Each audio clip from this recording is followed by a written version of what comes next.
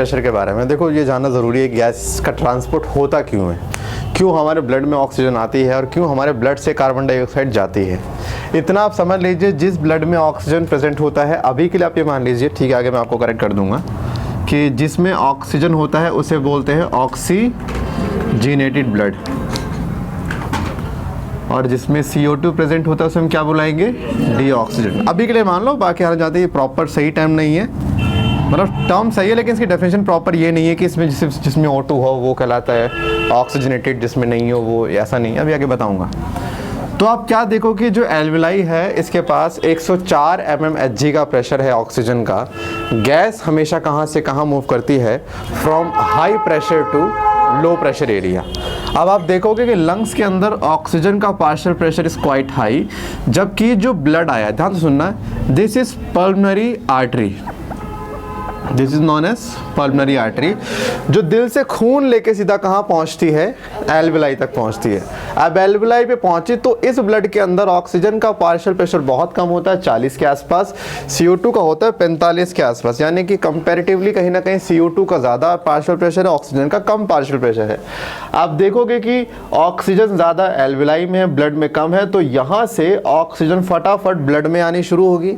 आप एक चीज़ ध्यान रखिए, जब भी कभी आपको किसी चीज़ का पार्शियल प्रेशर बढ़ाना हो, या तो आप जगह को छोटा कर दीजिए या उसमें आप गैस के नंबर बढ़ा दीजिए। जितना ज़्यादा कंट्रीब्यूशन उतना ज़्यादा गैस का प्रेशर जनरेट होगा। अब जस्ट इमेजिन, एल्वेलाई से जब ऑक्सीजन ऐड होगी ढेर सारी ब्लड वेसल के अंदर, तो ऑब्वियस सी बात है जो प्रेशर यहाँ पर आपको 40 दिख रहा था, अब वो प्रेशर कितना पहुँच जाता है, 95, क्योंकि यहाँ पे क्या ऐड हो गया, ऑक्सीजन। वहीं CO2 की बात करें तो CO2 यहाँ पर ज़्यादा थी, वहाँ पे कम थी, तो CO2 कहाँ मूव करेगी, एल्वेलाई के अंदर। तो CO2 के नंबर यहाँ पर क्या हो गए, गिर गए, इसीलिए CO2 का प्रेशर जहाँ पहले 45 था अब क्या हो गया, 40। इसका मतलब देख रहे हैं कि पार्शियल प्रेशर में जो ड्रॉप और इंक्रीमेंट आ रहा है जस्ट गैसेस के अमाउंट से डिफर कर रहा है। फिर यही ब्लड जाता है थ्रू पल्मोनरी वेन, ये पल्मोनरी वेन है, हार्ट के पास जाता है। हार्ट इस ब्लड को तुरंत भेजता है कहाँ, बॉडी टिश्यूज़ के पास।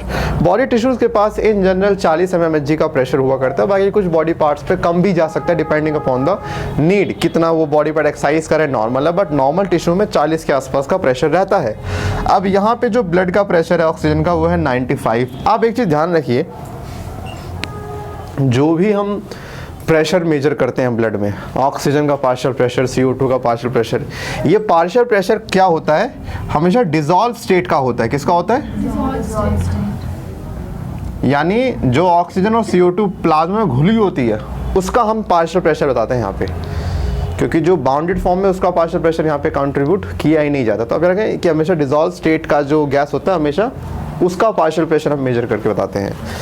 तो यहाँ पे जो गैस आ रही है, अगेन टिश्यू के पास 40 है, यहाँ पे 95 है, तो आप जानते हैं 95 से 40 में डिफरेंस आ गया 55 का, तो यहाँ से गैस का ट्रांसपोर्ट ऑक्सीजन का होना चालू हो जाएगा। वहीं पर टिश्यूज़ क्योंकि लगातार मेटाबॉलिज्म कर रहे होते हैं, so that's why they have high amount of CO2 और कार्बन डाइऑक्साइड। तो यहाँ से CO2 कहाँ रिलीज करते हैं, वो इनटू द ब्लड वेसल है, इसको हम आप वेन कह लीजिए, मतलब इसको आप कहिए आर्टरी, इसको कहिए वेन। जब यहाँ से ऑक्सीजन निकल जाती है तो आप देखते हैं कि जो 95 का प्रेशर था वो 40 हो गया, और क्योंकि CO2 उसमें ऐड हो गई तो प्रेशर जहाँ पहले 40 था वो क्या हो गया, 45 हो गया।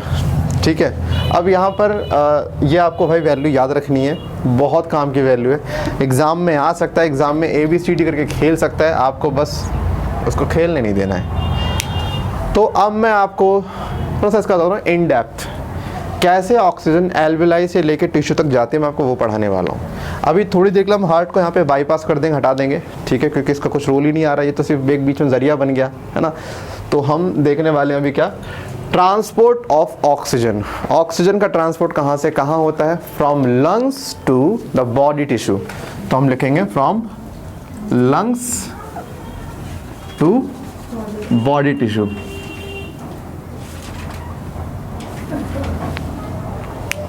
अब यहाँ पर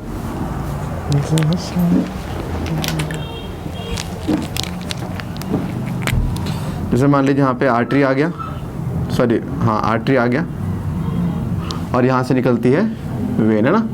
तो हम इसको मैं सीधा ब्लड वेसल दिखा देता हूँ यार, मैं क्यों सिंपल कंफ्यूज करूँ उस चीज़ को, क्योंकि मैं हार्ट को बाईपास करने वाला हूँ, तो इस बेटर कि आप इसे ब्लड वेसल लिखें। तो ये ब्लड वेसल कहाँ जाएगा, ये जाएगा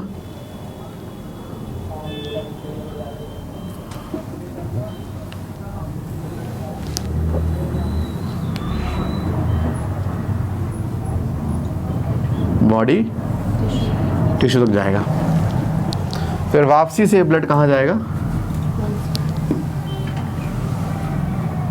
मैंने अभी हार्ट को बाईपास कर दिया है क्योंकि उसका भी काम इतना नहीं आएगा। ठीक है, आप पहले यहाँ पे याद रखिए कि ये ऑर्डर क्या है ब्लड के फ्लो करने का। तो अभी हम यहाँ से लेके यहाँ तक की जर्नी पढ़ने वाले हैं। तो मैं मान के चलिए मैं इतना पार्ट यहाँ से निकाल लेता हूँ, इसको जूम करके दिखाता हूँ इस तरफ। ठीक है, दिखा रहा हूँ कि बीच में क्या होता है।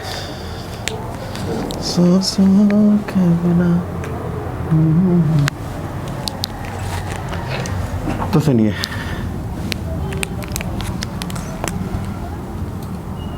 ये रही ब्लड वेसल की वॉल,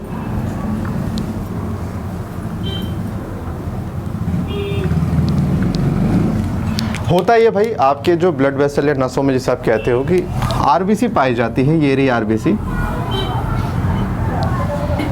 आपको बता दूं कि आरबीसी की मेम्ब्रेन्स को हम डोनल्स मेम्ब्रेन भी कहते हैं। क्या बोलते हैं, Donnan's membrane, because this membrane was कहते हैं डिस्क्राइब्ड बाय और discovered by a scientist non Donnan's. उन्होंने ये कहा था कि इस मेम्ब्रेन की, that means this is just a RBC membrane. उनकी लाइन ये थी कि ये जो मेम्ब्रेन होती है इसमें जो प्रोटीन्स होते हैं इसके सेल मेम्ब्रेन में, वो पॉजिटिव चार्ज आयन को अलाउ नहीं करते कभी। उसे किसको अलाउ करते हैं, माइनस चार्ज आयन को। That means it only allows negative charge ion. अगर कभी कोई प्लस चार्ज इसके मेम्ब्रेन के आर पर होना चाहेगा ये जाने नहीं देगा। And this is known as Donnan's phenomena. जब आरबीसी के मेम्ब्रेन सिर्फ माइनस चार्ज को एक्सचेंज करे, that is known Donnan's phenomena. और यहाँ पे भी देखते हैं क्या होने वाला है। तो यहाँ पर ढेर सारे क्या प्रेजेंट है, this is known as haemoglobin. अच्छा, एक आरबीसी का कलर क्या होता है,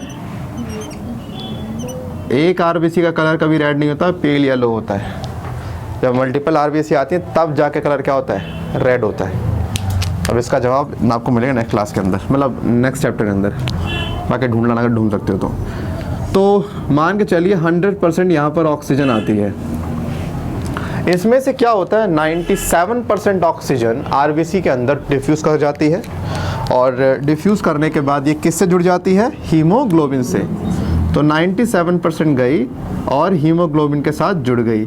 जब हीमोग्लोबिन के साथ ऑक्सीजन जुड़ जाती है तब इस चीज़ को हम क्या बोलते हैं, ऑक्सी हीमोग्लोबिन कंपाउंड। यानी कि when oxygen combined with hemoglobin, that it will form a compound known as oxyhemoglobin। हाँ के ना।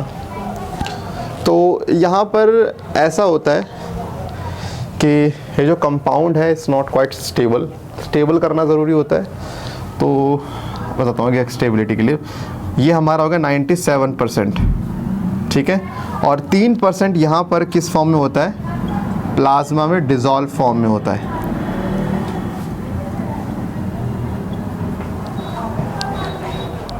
ठीक है, तो यहाँ पर जो 3% प्लाज्मा जो ऑक्सीजन रह गया वो कहाँ जाता है, प्लाज्मा में, और वहाँ पर सीधा घुल जाता है।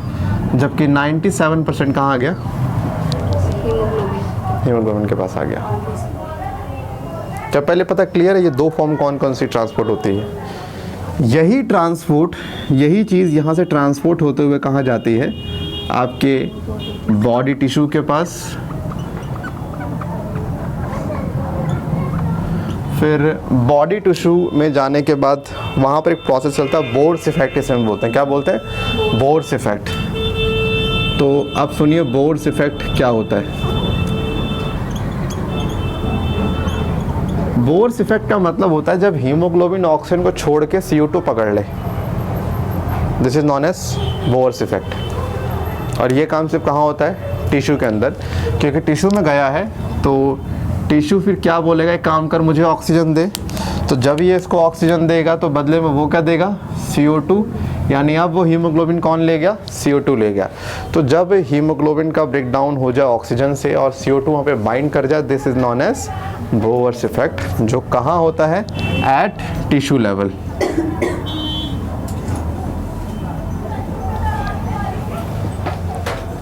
क्या इतना क्लियर है?